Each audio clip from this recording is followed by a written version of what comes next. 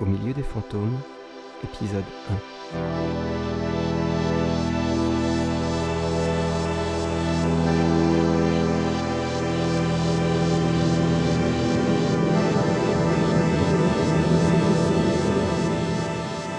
Quelques secondes de silence, et le coup de feu part.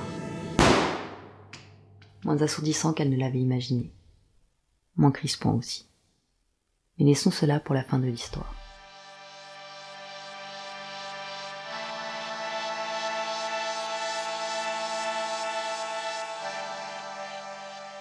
Tout commence un jeudi, le 16 avril pour être précis.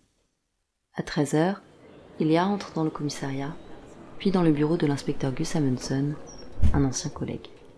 Merci d'être venu. C'est pas de gaieté de cœur. Allez, abrégeons. Commence pas, s'il te plaît. Je commence rien du tout.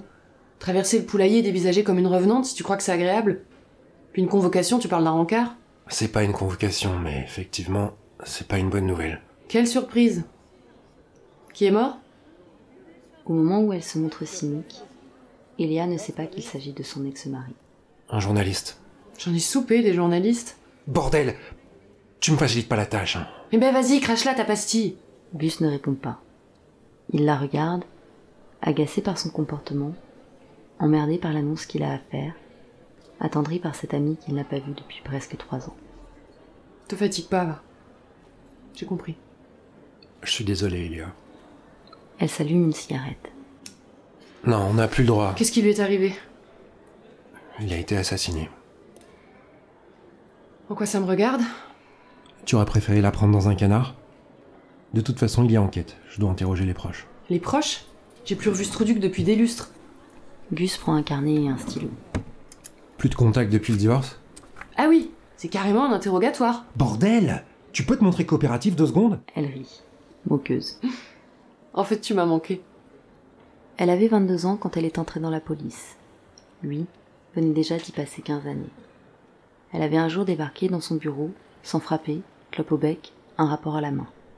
Un braquage qu'il venait de boucler. Il paraît que c'est vous qui avez tapé ce torchon. Elle était aux relations publiques. Va falloir me déchiffrer cette merde vite fait, hein. J'ai un communiqué à sortir pendant 1 heure, moi. Ils étaient devenus amis après ça. Gus aimait son aplomb et son ironie. 15 ans de maison lui avaient appris à différencier les connards hautains de ceux qui patauchent pour masquer leur trouille. Elle aimait son air pincé, la façon dont il gardait son calme sans réellement bien y parvenir, et cette forme de bienveillance qui consistait à vous envoyer chier tout en ne vous laissant jamais tomber.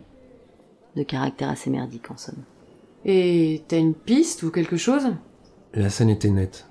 Sûrement un professionnel. Archibald faisait chier pas mal de monde ces derniers temps. Ah ça, il a toujours fait chier. Quelques questions plus tard, Eléa sort du commissariat. Demain, les infos parleront toutes de la mort d'Archibald de Brescian, journaliste au Courrier républicain. Quand elle va l'apprendre, ma mère va me tomber dessus, c'est sûr. Non loin de là, au PMU Les Favorites, Jean finit un demi au comptoir en parcourant le journal. Habitué, le patron l'écoute commenter. Dis donc, t'as vu ? Ça y est, le patron du studio de ciné, la Mix Media, eh bien, il est appelé à comparaître pour détournement de biens publics, fraude fiscale, blanchiment et j'en passe. Les saltimbanques, ça s'emmerde pas. Tiens, remets-moi un ordinaire, s'il te plaît. Il était cramé de toute façon, le mec. Ça fait des semaines que les canards feuilletonnent sur ses filouteries. Au milieu des fantômes, épisode 1 sur 14. Avec Coralie Huchet, Ségolène Basso-Brusa, Johan Milin, Nicolas Six. Écrit et réalisé par Jérémy Durand.